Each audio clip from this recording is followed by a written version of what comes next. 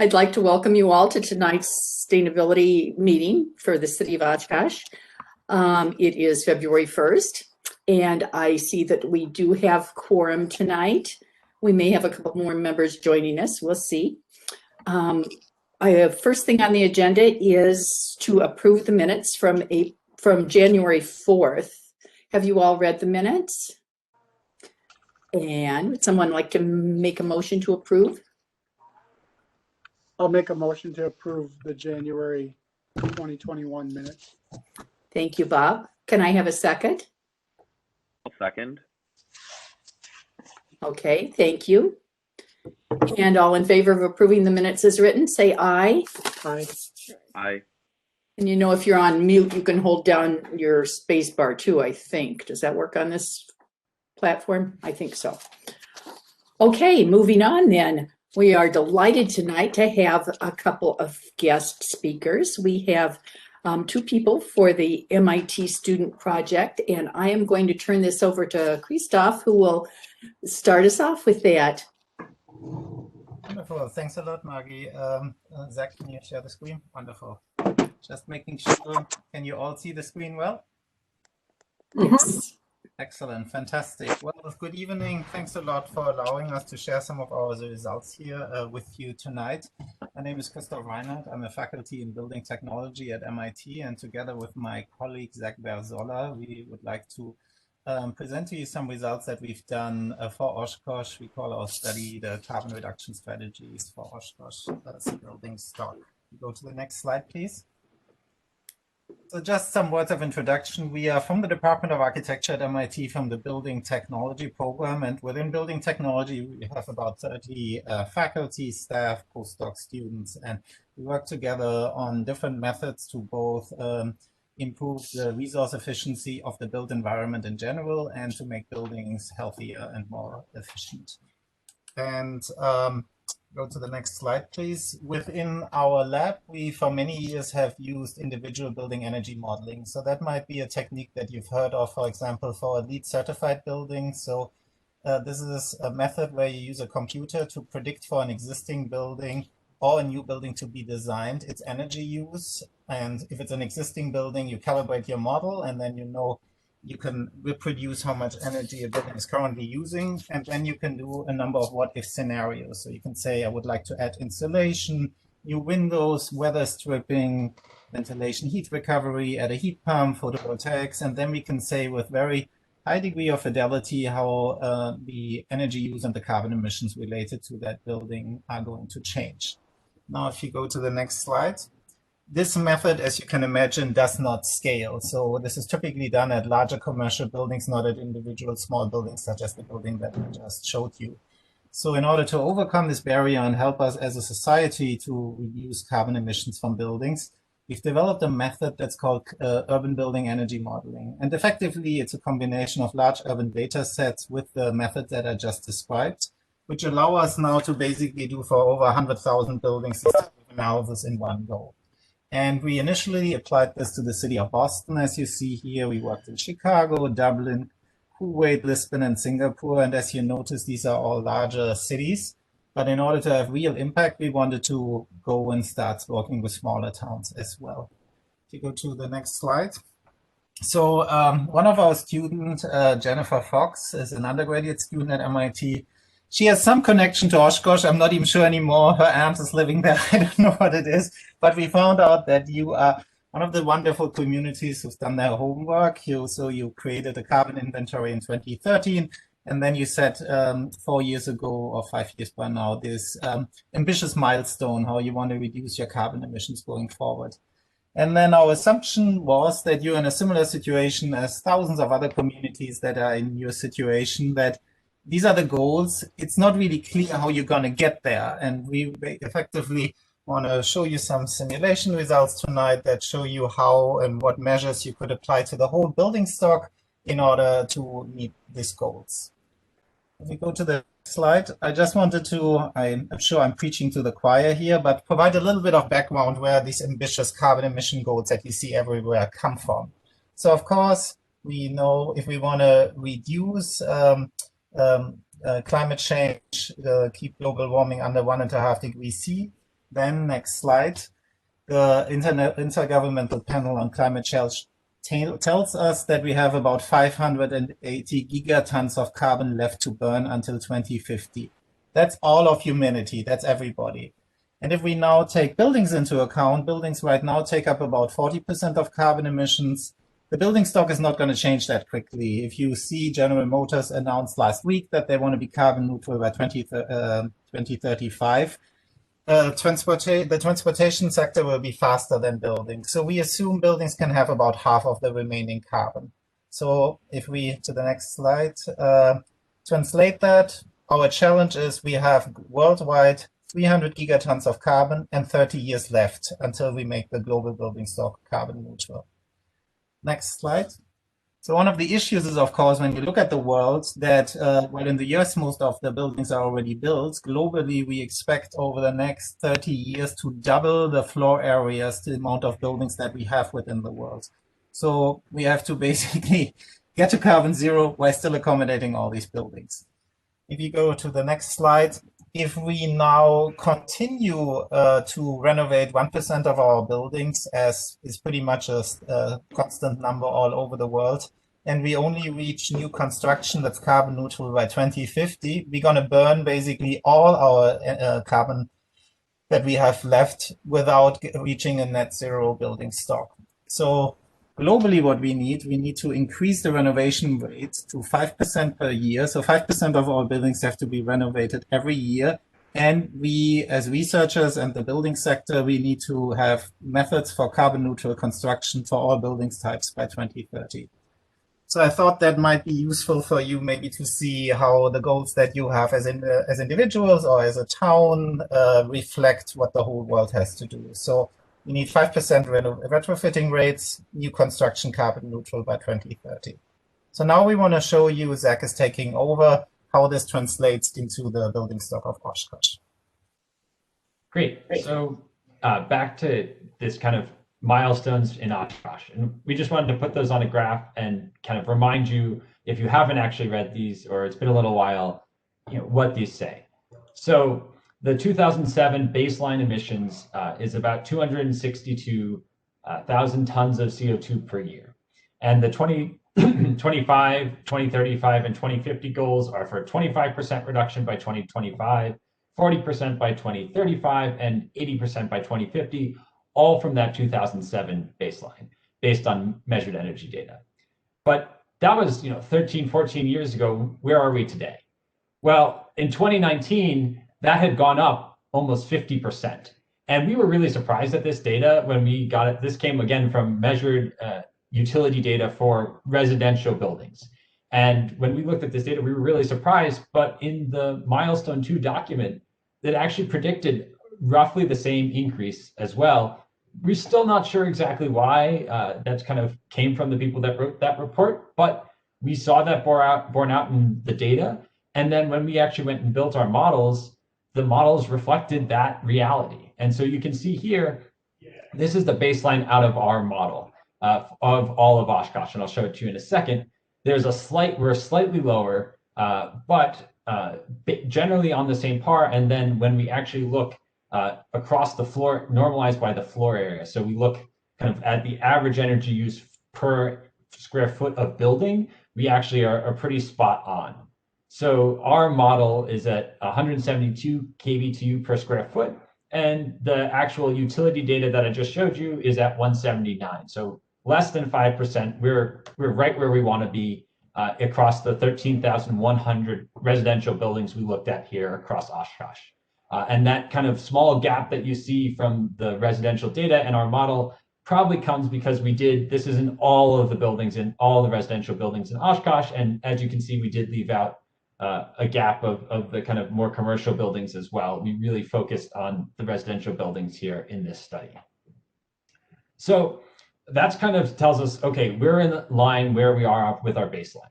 But then kind of that now tells us when we go and study our efficiency upgrades for these buildings that we're predicting good percentages of reduction and kind of that this model is valid.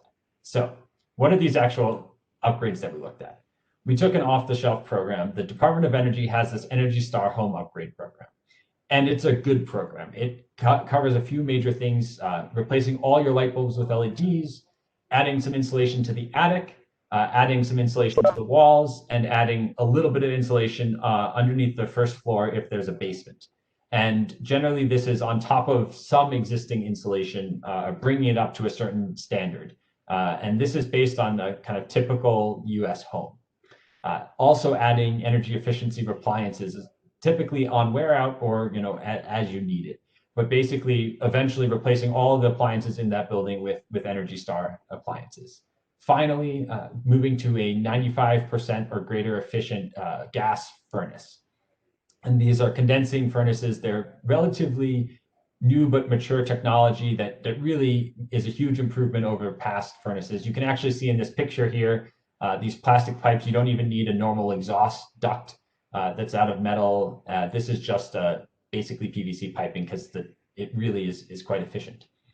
Then kind of the second level of upgrades that we looked at, replace that gas burning furnace with an electric heat pump. And we're looking at a heat pump because this is a national trend as we're trying to get towards these decarbonization goals in buildings. We need to move away from fossil fuel consumption at the site. And so in order to do that, you need something that runs off electricity, because then as you clean your electric grid, you don't have to deal with the individual buildings as well. And so a heat pump, for those that don't know it, this is the outside unit, and this is often what the indoor unit looks like. You can also have one that hooks up to a central air system. Basically, it's an air conditioner in the summer, and then in the winter, it flips the cycle. And so instead of providing cool air using it actually takes the heat from the cold outside air and brings it inside for you. And it can do this very efficiently, often 3 or 4 times more efficient than, say, a gas furnace. But the performance does vary. And these have been used more and more in colder climates as well. Then finally, we looked at an upgrade of photovoltaic deployment, basically how much is necessary to meet the goal on top of these upgrades. And one thing to say about the heat electrification, the heat pumps, in certain climates, based on it doesn't always meet the goals. It can be challenging depending on the electricity, and you'll see that coming up in a second. So that Energy Star upgrade to those homes, that's a 28% reduction from the baseline. But this is if you apply it across this is applied across all residential buildings in Oshkosh. So substantial reduction, but nowhere near reaching the goals, not even actually getting to this 2025 goal alone. We looked at that heat pump, and as I just alluded to, it didn't actually help, it hurt us. And the challenge there is that the Oshkosh electricity mix is quite carbon intensive. And so as a result, you're using less total energy, but your emissions per unit of energy being used goes through the roof. And so you actually have fewer, you lose out on the emissions reduction. So for the moment, we put aside the heat electrification. As the grid is cleaned up in the future, that could very much change. And across the country, in different parts of the country, the heat electrification will actually greatly reduce your emissions. So it really just depends on the local power grid. That kind of last step, we looked at the PV panels. And so to get to that 2035 goal, which is where we really focused in on, you're going to need about 45% of the rooftop area in Oshkosh covered with PV. It doesn't actually have to be 45% of the rooftops. This is just the equivalent area to give you an idea of scale. You could put that in a field. You could put some on the rooftops. It just needs to be that needs to be the total size of the system, 116 megawatts, which is quite substantial. That's a big PV system. But it is getting cheaper and cheaper all the time, and these numbers are not unheard of. Just to kind of recap, though, on where what we've just shown you here, for the actual, down to the homeowner's perspective, should they be paying for an Energy Star upgrade? Well, they're paying about $8,500 now.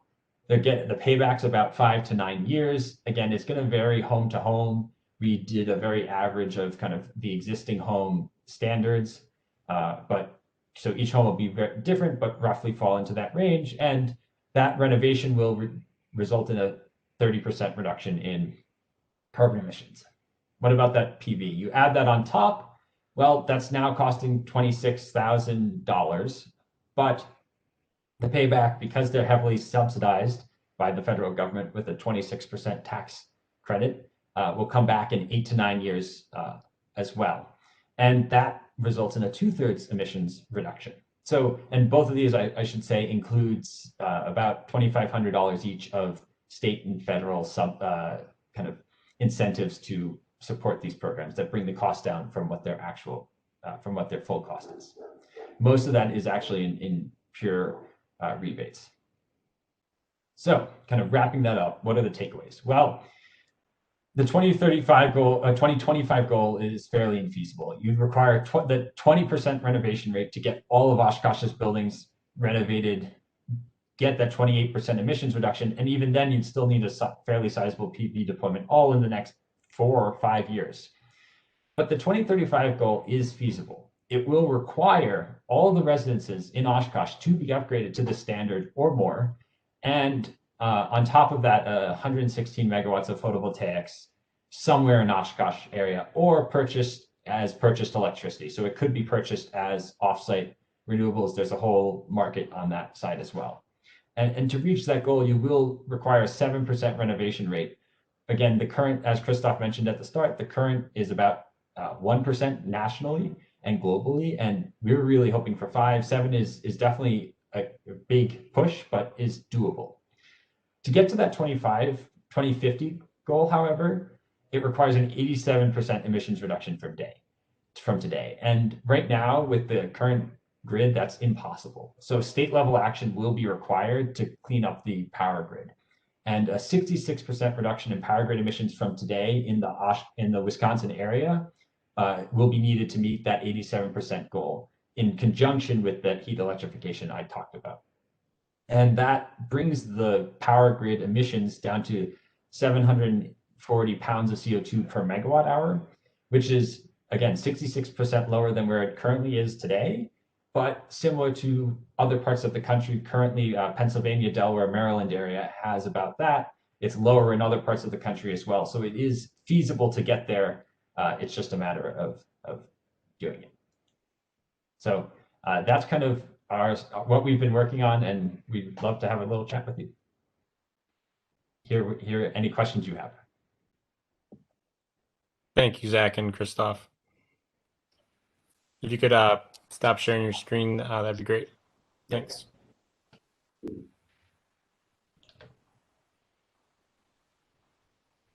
By heat electrification, you're not referring to the heat pumps. You're referring to what, electric heaters? What are you referring to by heat electrification? Electrification is typically used as a term to switch from oil or gas to electricity. You wouldn't use a direct heater, you would use a heat pump. I mean, Okay, so electrification just means you use electricity, but it would, of course, be ludicrous cost-wise and environmentally to use just a resistive. Okay, okay, so you're talking about going just to heat pumps. Yeah. Okay, okay.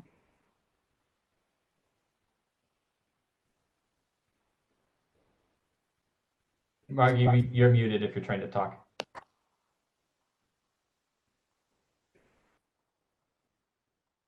You're still muted. Got it. Okay. Brad. Yeah, thanks. That presentation was really interesting. I'm wondering if you have done this work in states that are deregulated. So Wisconsin is a regulated state, and I wonder if you could potentially talk about any differences that you might see in these analyses between regulated and deregulated states. So each state is a little different with that, but I think the biggest challenge is that in a deregulated state, it is much easier for you to elect into that green electricity purchasing. So you could actually choose to buy 100% renewables today in terms of electricity, and the provider would source that for you, probably not locally, but somewhere. Whereas that here, kind of as we talked about it, you're going to need state level action of a renewable portfolio standard for the regulated utility in order for them to actually push towards that renewables. The market is also moving in that direction. It is cheaper now to buy solar and wind than most other power at most times of the year. And in fact, 60+% of the new capacity going in across the country is some form of renewable source. That's kind of the biggest challenge here is it's harder to say, you as a homeowner can go and purchase 100% renewables without putting solar on your roof or without doing a big community solar project. I don't know, Christoph, is there anything to add? Yeah, no, I mean, I would just say that's totally correct. But the question is, what do you want to do? I mean, there's always, and you find a lot of companies doing that, investing basically off their campus, spending a lot of money on buying PV systems somewhere else in the country. I think a group such as yours benefits from doing something very local and basically pushing renovation in buildings as a local action rather than just outsourcing the problem. Because the fact is that won't make your local grid any cleaner. Do you have towns about the size of Oshkosh and kind of the same income levels? How have they gone about implementing this? How have they gone about getting homeowners to, do the insulation? And I don't know. I think LED lights are pretty common, but I don't know in everybody's homes. I just know the homes I get to. But so how do you get them to do this, and how do you deal with landlords versus homeowners? I think a fair amount of our housing stock is rented. I think, at least in the part of town I live in. It's a great problem. So just to say out of the bat, we've never worked with a small town. We've always worked with these very large cities. That this is why Oshkosh is so interesting for us. And when we talked with Brandon, we were brainstorming what would be good ways to get you going there. And we thought a good idea could, for example, be if you take 1 or 2 example buildings next summer and in the town, and with the support from the city, you renovate them and you just show the builds before and after and have people showcase it to the people that they see there's nothing scary and crazy about it and that this will be implemented. In Massachusetts, we have the Massachusetts Clean Energy Center, which is a state-funded agency, which tends to help with connecting homeowners to contractors that do insulation and so forth for you. I don't know what is available in Oshkosh, but that's what we discussed with Brandon, maybe helping you a bit there getting started. And the closest thing in Oshkosh is the Wisconsin Focus on Energy. It's kind of funded by all the utilities. That's the kind of closest partner. They do all the rebates for most of these upgrades. That's the place to start. The other kind of piece that we talked about with Brandon, now I'm forgetting the acronym, but there is money for weatherization, and that might be the program to work through. Advocate. Thank you. There is another option that we heard about last year, if you remember, Board, when Kevin came from Citizen Action of Wisconsin and talked about the green homes and financial incentives program. So that would play right into this. He was making the same recommendations to us at the time, and he was offering us a path. We just, nobody took him up on it. So maybe it's time to check in with him and see what Citizen Action of Wisconsin is doing with that right now too. For you guys, it was a program that was partnering with banks to set up a fund so that you could make the renovations up front, and then your energy payback would be how you paid the bank back.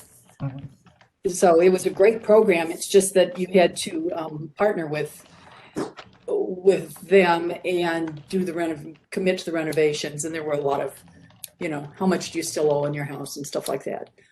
Well, there in the photovoltaic world, where we have done a lot more work, there are these solarized programs are of course very efficient, where basically you team up with a larger provider and you say, if we get a certain number of households to buy in at the same time, then the price goes substantially down.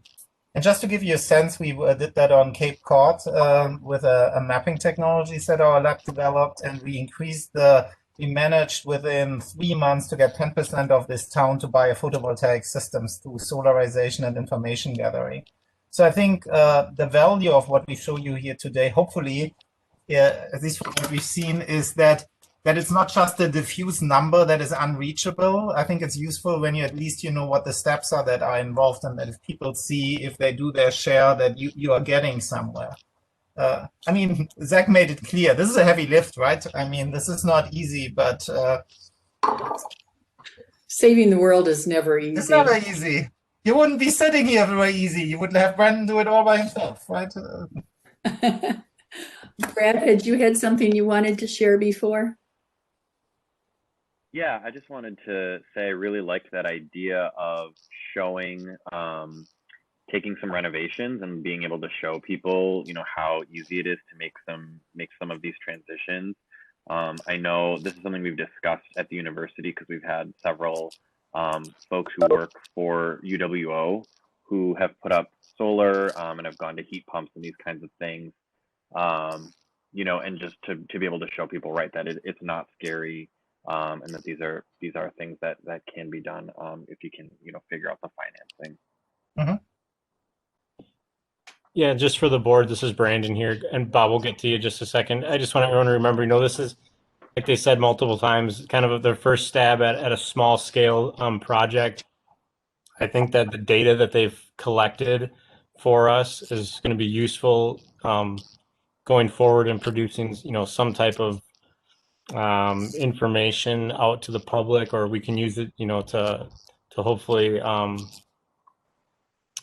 you know, broaden the knowledge just for the community in general on what's possible. So I just want to thank you guys again for making us a part of you know, your project. Our pleasure. This is great. So, so a couple questions here. When you say renovate, you mean to actually to take out those items that are the most inefficient items and replace them with the heat pumps or the LED lights and such like that. You're not talking, when you said renovate, I thought like the whole house and such, but you're really just talking about those types of amenities, appliances, lights, and furnaces, heat pumps, boilers. Yeah, so as Zach said, I mean, the LEDs, I think we already heard this is already pretty common. When a light bulb goes, you buy an LED, right? And I guess the Energy Star appliances are a similar story. If your dishwasher goes, get an Energy Star appliance, right? That's pretty automated. The furnace, that's of course a bigger decision. Our first upgrade where you just get a high efficiency furnace, that is pretty common nowadays as well. If your furnace is shot after 15, 20 years, right? The insulation, that's maybe the trickiest part. There you can go between blow-in insulation, depending on what kind of siding you have. You take the siding off and you put an extra layer of insulation on top of it. There's a variety of techniques. And there I would say there are synergies there when you repaint your house or something like this. But, I mean, there's a whole theory around when is the good time to do it. And that insulation is quite key, actually, to meeting these goals. It's a significant portion of that kind of emissions reduction and energy savings. And so that's when we talk about renovation, that's the big ticket item. You can blow into roof insulation almost any time. That is a huge part of it. You can put floor insulation in pretty easily if you've got a basement. But that kind of, if you have nothing in the studs, it's also not that hard to blow into the walls. But to really get to that Energy Star standard, you have to add a little bit of external insulation outside of, beyond what's a 2x4 wall. And so that's where it comes in at that siding replace. You know, if you're replacing your siding or you're doing some major work on the siding, that's the time to do it. Sure. And I guess I kind of picture that you know, you both of you talked about doing this in bigger cities, this type of study and such. But the correlations between Oshkosh and those bigger cities is our older housing stock, correct? So, and that's No. I think the housing stock is not that different as you think. I mean, I live in Cambridge, Massachusetts. My house is 150 years old. I think that is not so as different. And I think experiencing city governments, I think it's often an advantage, believe it or not, to be in a smaller town. I think there are the communication paths are a lot shorter. There's less politics involved. Of course, the disadvantage is you might not have a whole office that is concerned with efficiency, but what you do to the buildings is similar. So it's more a matter of how many. We actually had this in our initial presentation, but we didn't want to bore you too much. This would obviously create jobs for Oshkosh, right? So what was the estimate? How many years did we have there? About 70 jobs a year, about 60 over kind of what's currently employed for a 1% renovation rate. So I think this is ultimately how you get to this, right? If you have, if there's a new stimulus bill for buildings, then I think the best that can happen to a town is to say, well, we're doing it ourselves, right? We go into Home Depot, get the stuff, and we learn how to insulate it. Probably you have contractors that know that. And I think this is partly the beauty of this whole concept that is very much distributed across the whole US. Sure. Thank you. Brandon, would the city community development has a program that works with owner occupied housing in regards to providing loans to those households?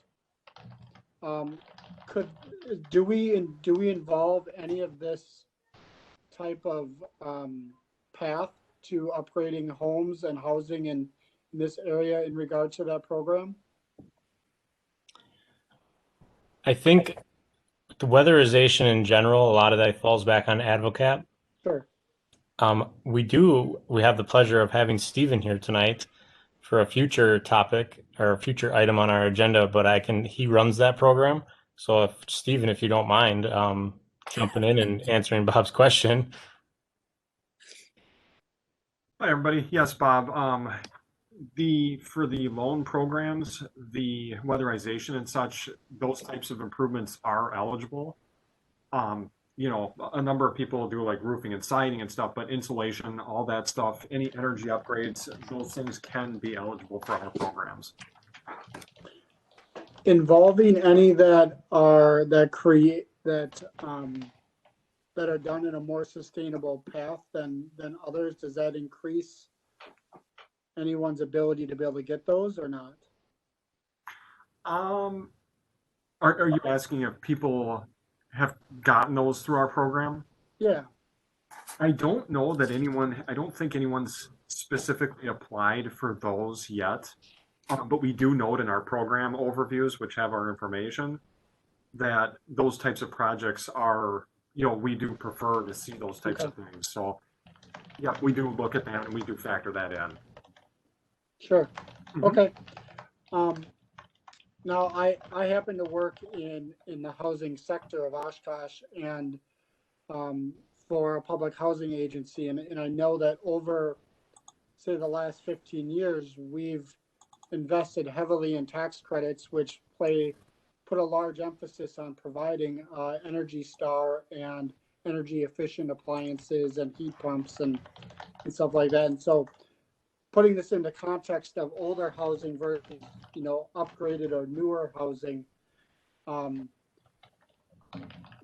emphasis is really our older stock of housing that we really want to upgrade, because a lot of the developers of the new housing kind of get this. They understand this a little bit more and it's a little bit more affordable to them because they found ways to make it part of their bottom line, correct?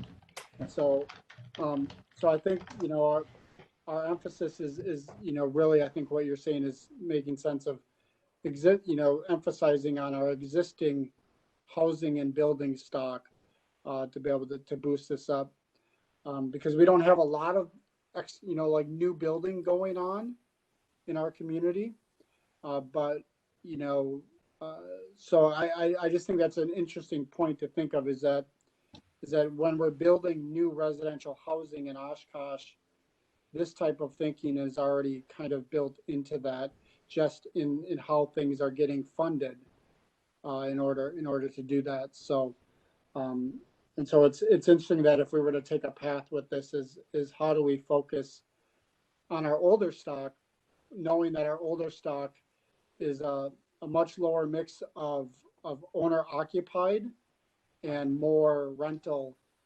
properties.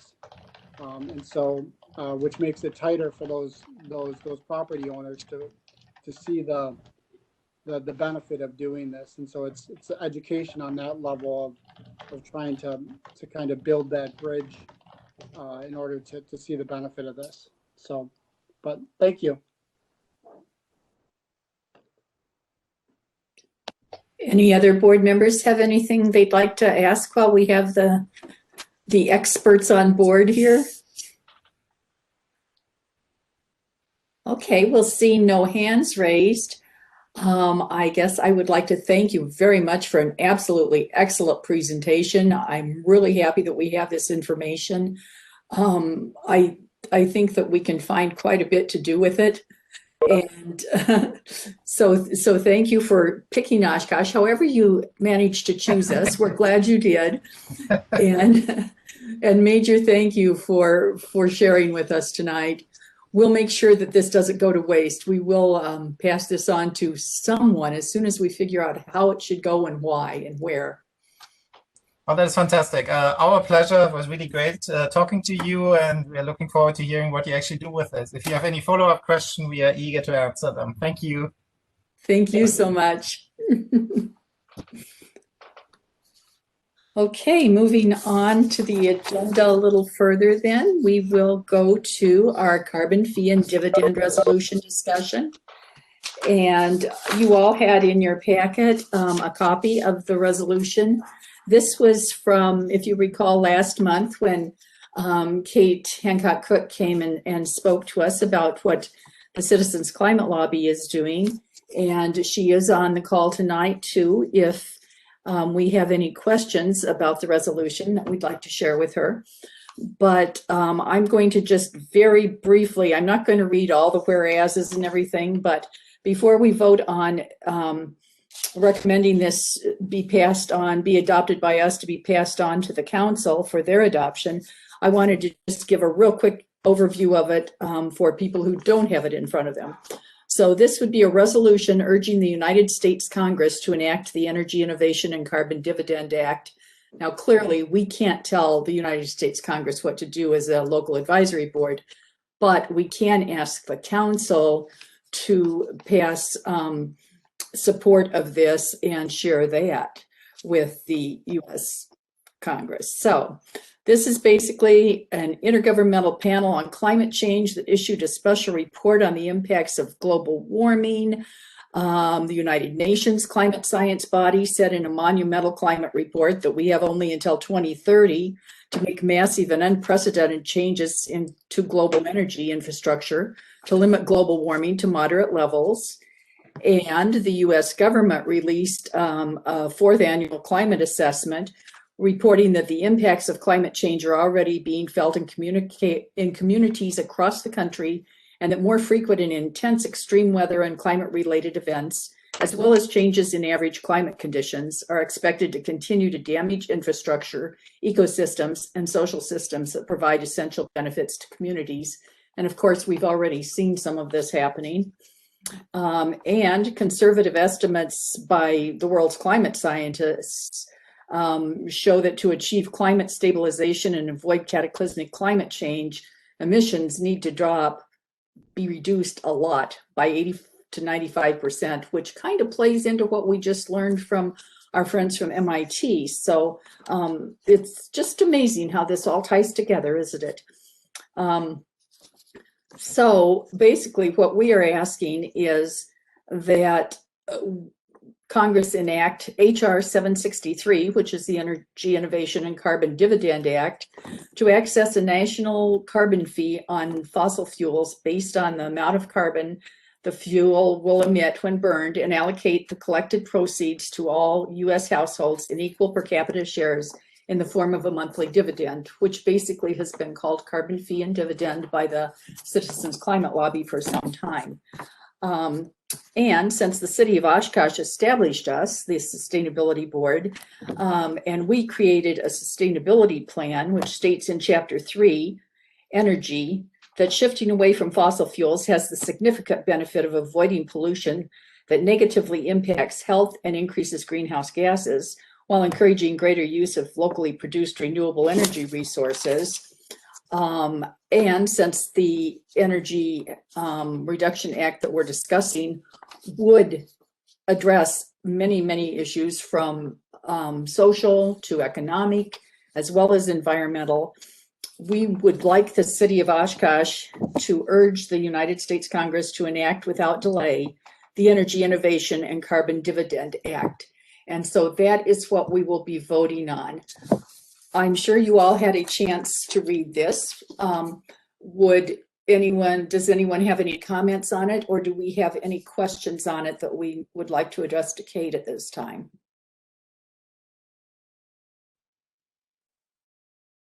Okay, seeing none, seeing no hands raised, seeing no microphones off, we'll go ahead and call the vote on this as soon as somebody says, you know, they'd like to make that motion.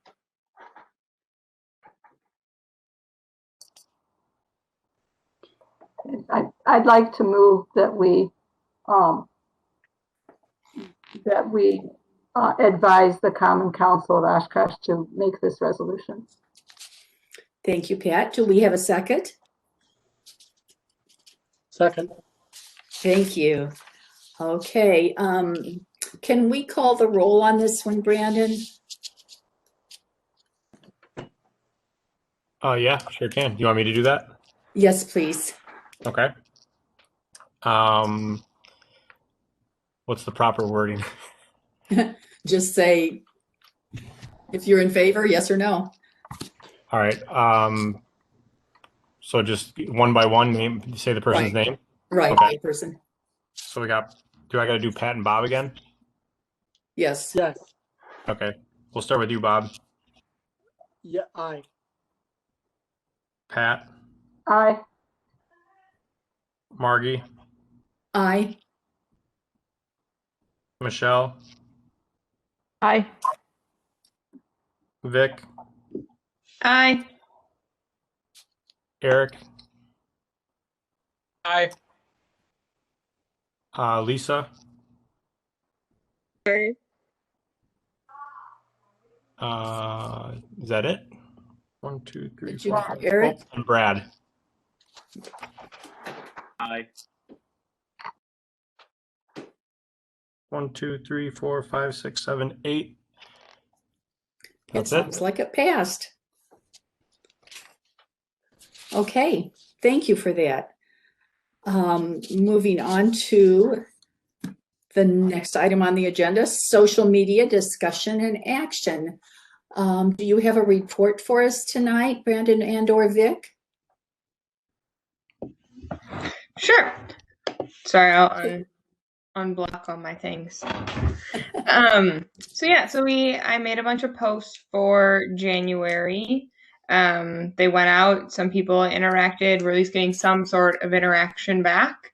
I've got some stuff planned. I just need to finish them up for February.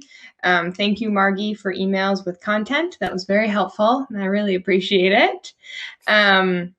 I believe the Get to Know Your SAB questionnaire went out last month as well. We can send it out again. It's something I've been wanting to do for a while. So it's just a couple of questions about us, so we can do little profiles on us on social media. Kind of gives a face to who we are, explains our background, why we're involved, what it is we're passionate about. It just kind of allows people to get to know us. So we can send that one out again, but I am asking that those get back to me by the end of this month so that I can actually start posting them next month. If anyone has questions, comments, concerns, please just let me know. That's about all I've got. Any questions? Please do have it sent out again because I kind of maybe don't know where it is. Does anybody else have anything they'd like to add for social media? Okay, moving on then. We are bringing back the fossil fuel divestment resolution. I spoke with the head of the financial department at the city, and I'm trying to find it here. I've got 52 different pages, not that one, I guess, in front of me. Anyway, we discussed it, and we went through the fact that there were just a few words in there that really weren't that was keeping the long range finance committee from feeling comfortable with it. So we changed those words. They are pretty much at the very end if you've compared the two documents. We also removed the paragraph that said recommendation to send this to long range finance because obviously that is no longer needed. So it is ready for us to just approve as revised, and then it is my belief that we can have apparently at some time we will be getting a flow chart for how our resolutions are supposed to go through the machine that is the city of Oshkosh. We do not have that yet, but we would like to approve these resolutions, give them to Brandon, who will then take them up the line to his superiors, and hopefully eventually they will come in front of the council. So that is our plan. That is what we're hoping.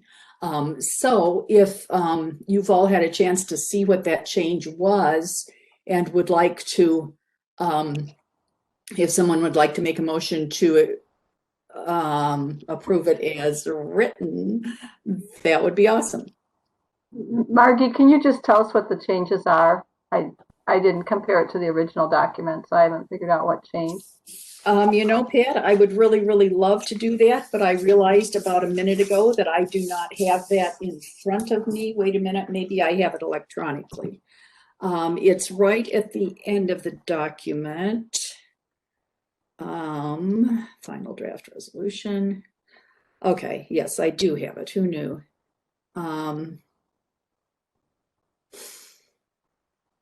Okay.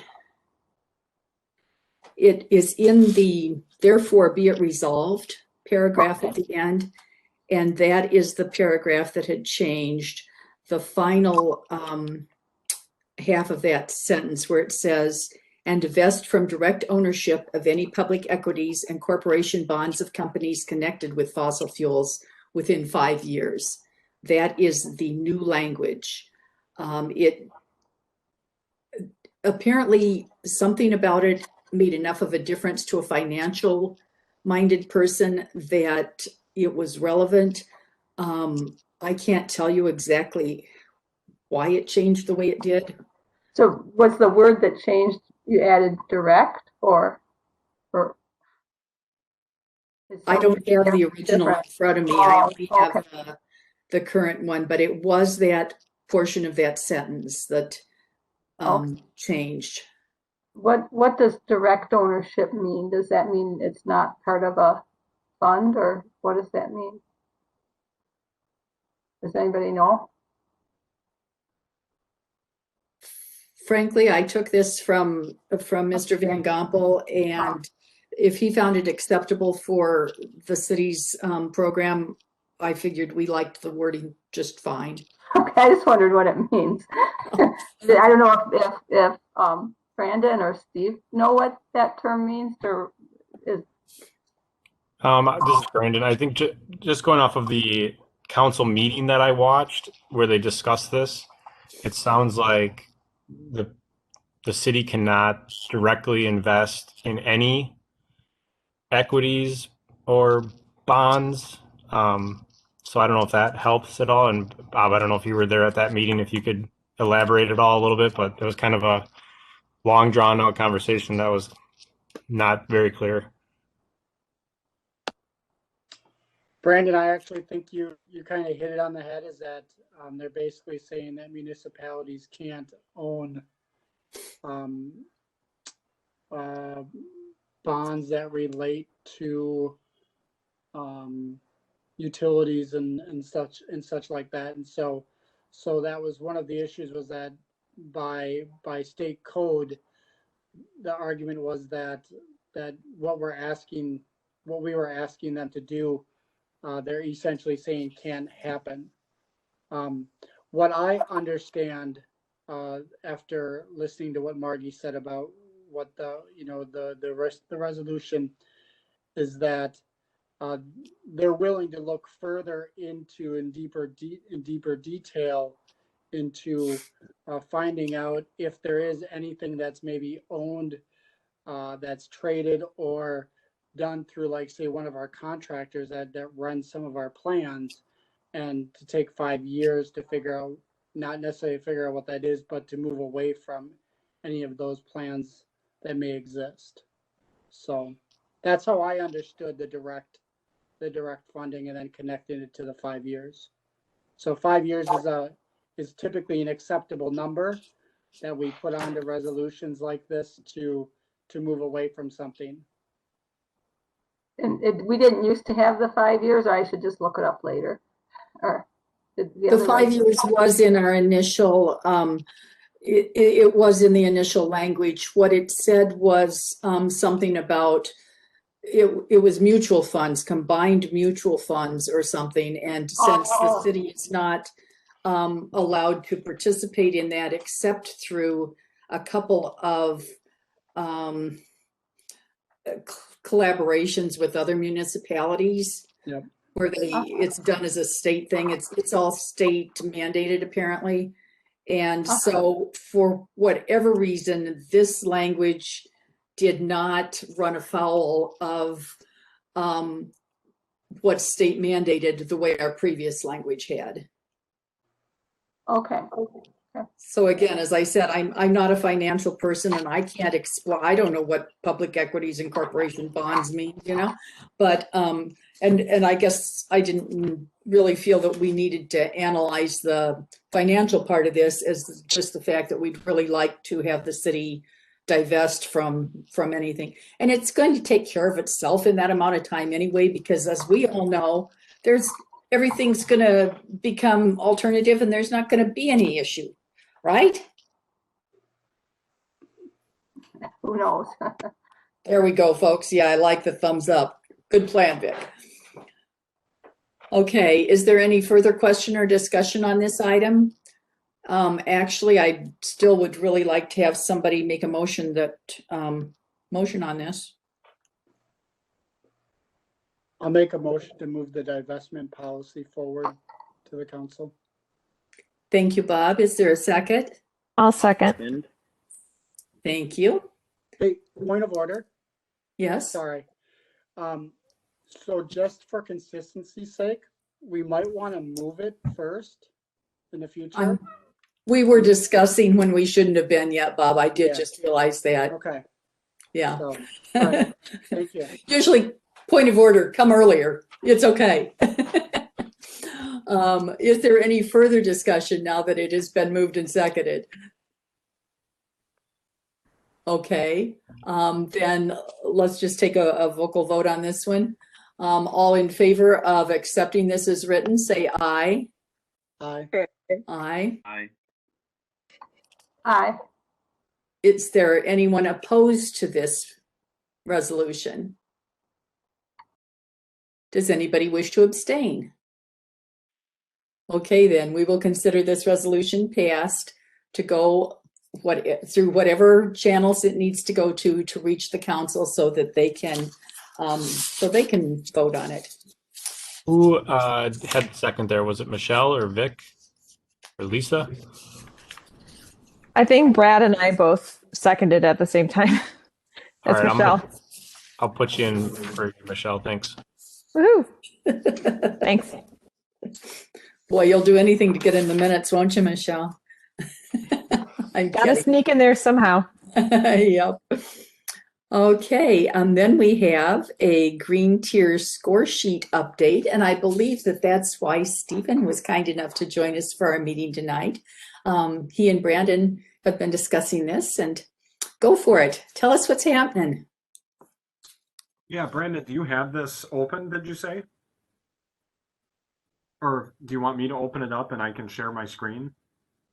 Either way, I can open it or you can open it. It doesn't matter to me. If you're going to explain it, it might be better for you. Just you'll have the your cursor ability then. Okay, I'll open it here.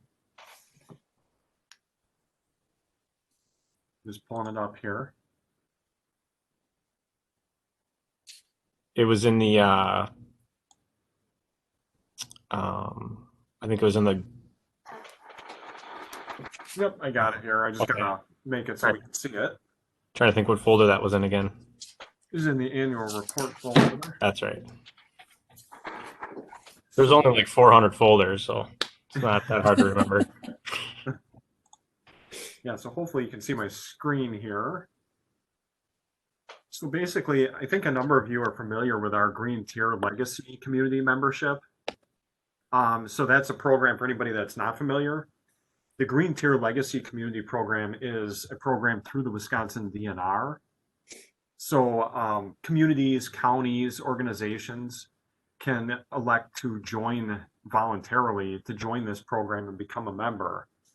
And a couple of conditions that they have are that we set a baseline for where we are from a sustainability standpoint and how we're doing as far as sustainability initiatives are concerned. And then we try to grade ourselves every year and try to assign targets for the next year. So it just kind of helps us compare how we're progressing throughout according to a set of criteria that they have in this score sheet. And I believe that they are actually in the process of trying to update and revise this score sheet. But as of right now, this is the one that I've had to work out off of. So Brennan and I have been talking about this one. So we'll talk about this. Just wanted to mention also the other part of the Green Tier requirements is that we submit an annual report every year. So this score sheet and the annual report kind of complement one another, and they just kind of help the Green Tier group be aware, and us, just as importantly, become aware of how we're doing and just try to help us push ourselves forward. So we just wanted to bring this up and give you an update on this.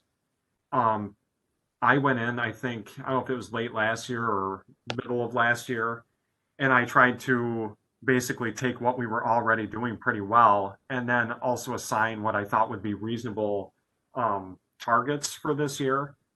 Hey, Stephen, I don't mean to interrupt, Stephen, but on the bottom of the page, I think we're looking at county, and do we need to be looking at community? Actually, let me see here. I don't know why that tab is called that. They are different, I believe, right? Let me just see.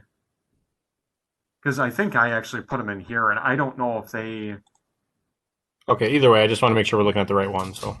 Yeah, I think they're all the ones I actually put in there. I believe from what I can see, they're all the same at this point, Brandon. Okay, sounds good. Yeah, that tab I should rename, or you or I should rename that. But anyway, you can see, so like they have the transportation category, some of these things we're doing, for things that we're doing that we've done, I gave us full points, for these. For things that we're like, obviously we're not quite there in certain areas, like League of American Bicyclists certification. So there, for example, that might be something, I think we've had some discussion on that, or the Bike and Ped Committee might have had some. But you can see how like there's zeros in there for things that we're not doing, and that I didn't commit us to anything on this, obviously, for some of these. But if the board wants to weigh in, if there's things that and I don't know that any of you have it in front of you other than on this screen. So we'll want to, Brandon, I think between you and me, we can get the board this score sheet so that they can see it, even after this meeting, or, in the next week or something. Yep. But yeah, there's some things that obviously we can work on. There's some things that I gave partial credit to if we're we're doing things that are headed in the right direction. It's not like we're doing nothing in some categories. Like electric vehicles. I know we had the discussion about EVs and really looking at those for the fleets. You can see you can get up to 10 points just for getting to that point, if you have, I believe, 5% of the fleet as EVs. So that's potentially a reasonable goal here over the next few years to look at. This is an example here, the idling thing. So a number of you that have been on the board for a while, we had that idling discussion, and it started out with the students at UW Oshkosh. And at first they were looking at an idling ban. And then, we looked at that with the rest of the departments, and they decided that that was probably not as realistic to do an actual ordinance banning idling and enforcing that. But we did send out the letter that Vic worked on. Margie, I think you helped with this too, that we sent out in conjunction with the school district. So you can see, I put partial points in there for that, because it's not like we banned it, like they're saying, but we have made progress. So didn't want to completely forget about that. Some of these things, like in infill development, we're already doing all of these three things, for example. Zoning wise, there are some things that we could probably do, but we have done a few of these things. So you can just kind of see here, tree canopies, vegetation. There's some things that we're doing really well. Just going through here, I'm going to look and see it. For example, for 2021, I put the greenhouse gas reduction goal. We've been discussing that. That was one thing that I didn't have for 2020 or 2019. I put that in here. And I mentioned, the MIT project that actually they just presented on, how we were in preliminary discussions back when I did the score sheet update. So that may be something that perhaps maybe we can get some points for. Community-wide energy use, for example, like the residential energy conservation ordinance. That was one of the student projects that came up. I think that originated from this score sheet, actually. You can see, there's no points for it at this point, at this time now, I should say. But that was another thing that, it was something that we discussed.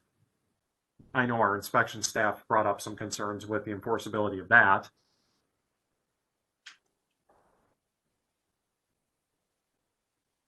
Municipal energy use, that's another category that I think, we've been having discussions about. So that might be something that may warrant closer examination of some of these goals, to see whether that's some of these are things that we want to pursue over the next couple of years.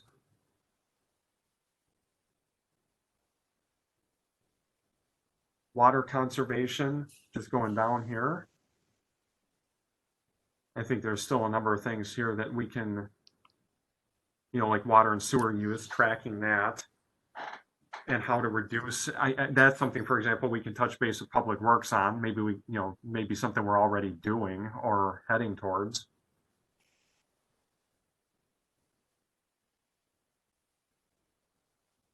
For example, water and wastewater infrastructure, I think there's a number of areas where we're doing really quite well.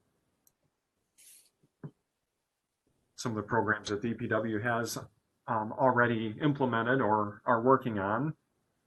Stormwater management. I'm just going down, see if anything stands out. Stephen, when we did our goal sheet last month, one of the things that came right to the top for all of us, it seemed like, was the waste management.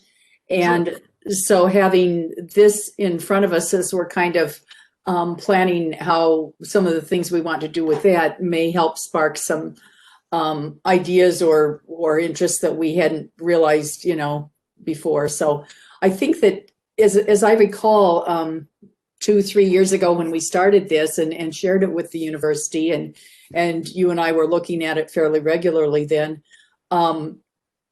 we did use this kind of as a starter for some of our goals, as I recall. Does that sound right to you?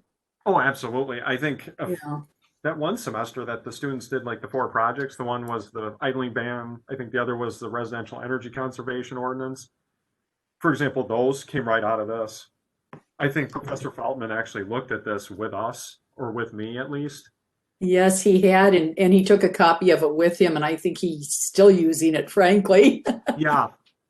And you can see, speaking of waste management, for example, there's a bunch of goals in here, and there's some that we're doing, and then there's some that we perhaps may be able to get some points on and start to work on implementing. So yeah, some of these here might actually tie in with that waste management stuff that you were just discussing, Margie.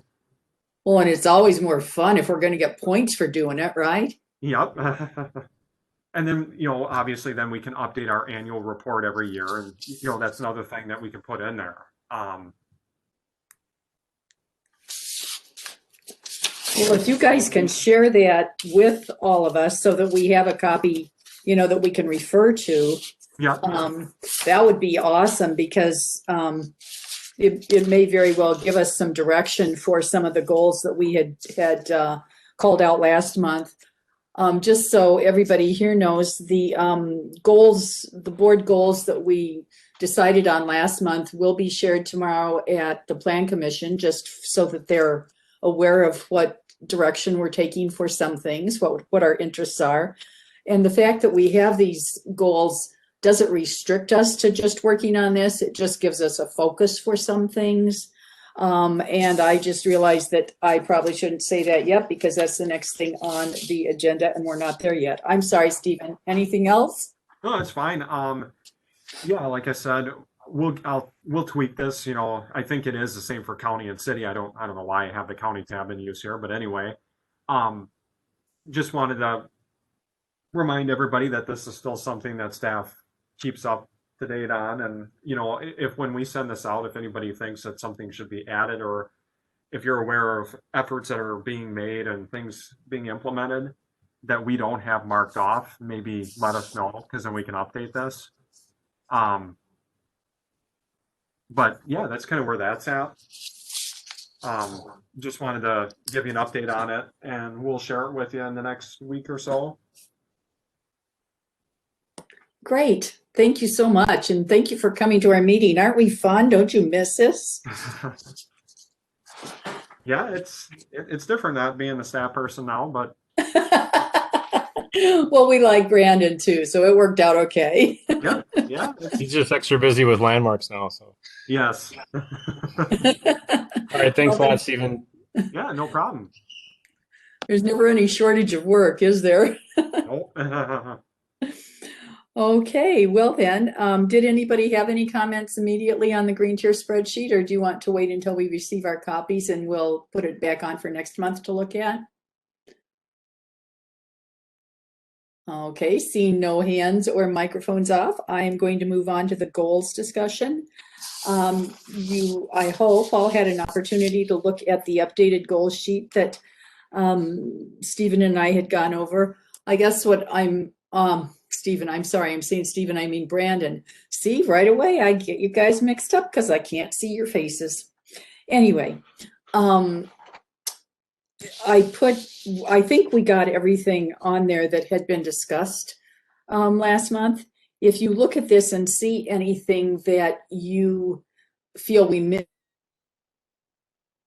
if there's anything on here that your name is attached to that was in error, that you really didn't want to do that, or if anything on here that you would like to have your name attached to, and I missed that, well, please let us know because we would be more than happy to update that. Other than that, is there any discussion? Hey, I just noticed we got one thing off of here right away tonight. Did you see under government action number 8? Resolution HR 73. We had Pat as the responsible individual. Good work, Pat. We're done. What? Okay, I just looked at that and now I don't have it on my screen anymore. You have HR what? What are the numbers? Was it 73? That's what we have on here. Yeah, right. It's energy innovation. The bill number is going to change anyway. I think it's like 763 or 753. Now it's 3 digits. But why don't we just call it Energy Innovation Act? It doesn't matter. We just got it taken care of tonight anyway. So. Well, anyway, if somebody historically goes looking for it, they won't find it. If you could call it Energy Innovation and Carbon Dividend Act. Okay, we can change it to that. Yeah. Innovation. And the bill number is going to change anyway when it gets reintroduced into Congress this year. Yeah, probably every Congress it'll change, huh? We'll hope not. We'll hope it'll pass sooner than that. Okay, was anything else anyone saw on here that you'd like to direct our attention to?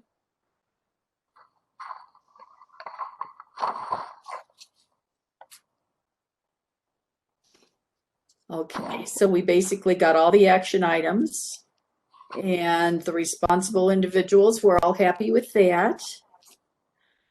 Are there any of these you would like to work on in the next month? One way, because we can't have a walking quorum, we can't have like 3 or 4 of us working on something outside of a meeting, unless we call a subcommittee meeting, which can be done, and it just has to be noticed then. If anyone would like to get together to work on any of these goals, you know, two or more of the, well, 2 is okay, 3 or more of the responsible individuals, then you just need to let Brandon know, and we can set that up as a subcommittee meeting so that we can move some of this stuff forward. I just wanted to be sure that everybody understood that. I know that we do have a couple of newer members that I don't believe you even got a one of your rules and regulations for how to be on a board yet. It's a little pamphlet that explains things like walking quorums. I can help you understand that should the need arise, but if you would like to meet, you do have to go through Brandon for that. Okay, anything else on that? See nothing. Margie, can you hear me? Yes, I can. Who are you? Oh, there you are. Bob. Hi, Bob. Just looking at in the government action of the number 7. Mm-hmm. And it's a pretty big kind of group of people. It's 4 people. So, so I'm thinking that if we were going to take any paths to creating some structure to what we might want the SAB to take on, it would be worth it for us to meet sooner than later to kind of build a plan and have those conversations. And since it's 4 people, it would be considered it would have to be noticed in order to do that. So, so I don't know if Brad, Michelle, and Ken's not here today, if they're interested in meeting in the next month to kind of create some type of structure of how we move forward working on that goal. Looks like Michelle and Brad are here. So I guess Michelle and Brad, do you guys want to attempt to meet sometime before the next meeting to kind of talk about that goal more? We can do it over a WebEx meeting. We can. I mean, I can let you know that'll just sort of on a university, you know, in my official capacity, we do have some students that are going to be working on this and kind of reaching out to local businesses about composting and that sort of thing. So I think it kind of addresses some stuff that might be kind of in the works already anyway, but I'm happy to meet, you know, as SAB members to talk about what our role can be. Brad, would those be capstone students or would that be some other program? This is through the College of Business. Okay, thank you. I guess I would suggest that we ask Brandon to send an email to the 4 of you and so that we're sure Ken's included on here and try to find a time that would be good for a meeting. I don't know, Brandon, would they have to meet on WebEx or could they meet on Zoom? Yeah, I can look into it. I'm not familiar with what the rules are with the subcommittee. I don't know is it something I have to monitor? I don't know if that's part of it or if it's all on its own. If it's on its own, I would assume they could meet however they want. Okay. Historically, no, you do not have to meet with them. They can just bring back whatever they've worked on and come up with to the next meeting. So I guess then if one of you would like to become the pseudo chair of a subcommittee for that and take the responsibility for putting together a meeting, you could do that. I brought it up, so I'll take the lead at least for now on it. So thank you, Bob. We'll let you work with the other 3 then and just bring back whatever you do. Just remember that no matter what kind of meeting you set up, you'll know that it has to be noticed. Correct. Your brand. Okay. Okay. Could I say something quick? I'm sorry. It's kind of related. Yeah, absolutely. We also have almost that same group doing the reduced plastic usage in number 8 in education and outreach, but it's Vic, Ken, myself, and Brad. And they're not the same, but they're kind of related. So I don't know if, we also want to, have a meeting about that within the next couple of months just to get the ball rolling on that too. Might you that. be able to have 5 of you meet on that? And I mean, Vic's there for the education and outreach. Am I right, Vic? Are you still with us, Vic? I know you're there. Yeah, I'm here. Okay. She was Yeah. nodding. Do you think that would need to be a separate meeting, or do you guys want to just work that out amongst yourselves and let Brandon know?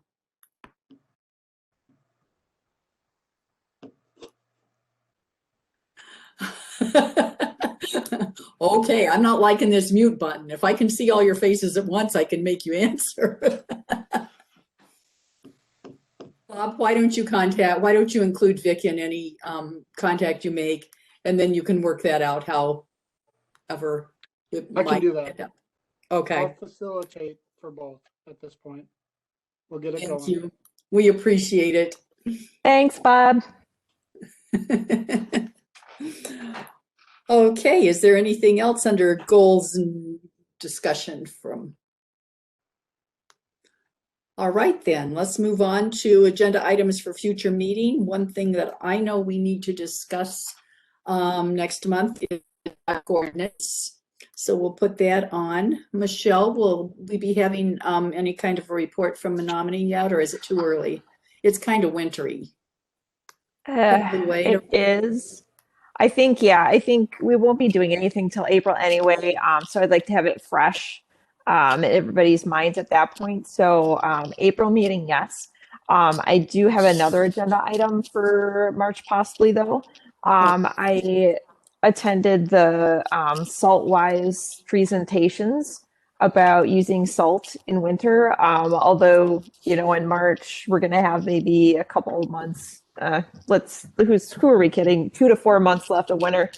So, maybe we can start talking about use for next year and different things like that. But I can just kind of share what I learned from those presentations. Oh, fantastic. Quickly. Okay. See, you're moving us down all kinds of paths already. Way to go. Michelle, what would you like that to be titled as an item? Or just salt usage? Yeah, sure. Or like city salt usage? Why don't you let me know? Send me an email when you think of a good topic title. Sounds good. All right, and then I do, as an update, I can give you guys a little bit on the duck ordinance. I did do some research and I sent what I found out to the kind of powers that be. Have you had any kind of response yet? No. So there's that. But beyond that, I can kind of just give you an update on what I found and kind of what other communities are doing. The health inspector for the county doesn't have an issue with ducks being inside the home during the incubation period. So that was good news in my opinion. Other communities that are similar to us, La Crosse, their ordinance allows up to 5 chickens. Eau Claire allows 5 chickens or quail, and Appleton allows 6 chickens. None of their ordinances mentioned ducks being allowed in the home. They did, however, say the opposite, that they were not allowed in the home. However, the one that did not have anything in their ordinance was La Crosse. And I called their clerk, and they said that if a license is obtained, they would be okay with allowing chicks to be in the home during an incubation period. So I didn't call Eau Claire or Appleton to talk to their health department, but ours and La Crosse's both seem to be okay with it. So I passed all that information up the chain, and I'm just waiting for a response back. Okay, well, hopefully times we can include that on the March agenda, just because it's starting to be I think. I'm not really up on this duck thing, but I think it's starting to be baby duck time of year. Maybe I just think that because everybody gets baby ducks for Easter or something. I don't know. But I think we should get that taken care of as soon as we can. Was there anything else anyone had for any future agenda item? Okay, seeing no hands, seeing no microphones off, I would say that our next meeting will be on Monday, March something, the first Monday in March. And we will still be on March 1st. Is it March 1st? Okay. Oh, yeah, 28 days, blah, blah, blah. Yeah. Monday, March 1st. And I assume we'll still be on WebEx next month also. If that changes, of course, we would let you know, but I imagine the best it would do would be to go to a hybrid. So this is kind of working. And having said that, would someone like to make a motion to adjourn? Move to adjourn? Second. All in favor of adjournment? Aye. Hi. Hi. Great. Thank you all for coming. See you next month. Bye-bye. Bye.